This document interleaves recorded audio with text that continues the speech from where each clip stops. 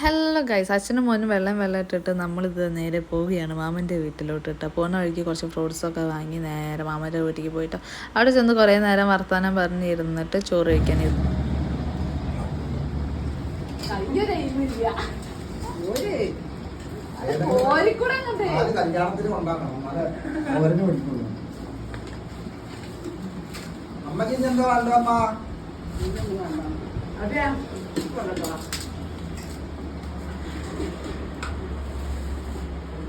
കാശിയുടെ കയ്യിൽ നിന്ന് ചോറിട്ട് വന്നപ്പോൾ ഇതിൻ്റെ വിശപ്പൊക്കെ ചത്തുട്ടോ. ചോറിന് നിന്ന് നല്ല പപ്പടും ചിക്കൻ കറിയും ചോറിന് നല്ല ടേസ്റ്റ് ഉണ്ടായിരുന്നു കേട്ടോ. ഇനി എന്തൊക്കെ ചെയ്യേണ്ടതെന്നുള്ള ആലോചനയിലട്ടോ കാശി. അപ്പോൾ അമ്മ മതി ചോറ് നണീച്ചു. ചെക്കന്മാരിത് ഇനി എന്തൊക്കെ കുരുത്തക്കേട് കാട്ടണം എന്നുള്ള ആലോചനയിലായിരുന്നു കേട്ടോ.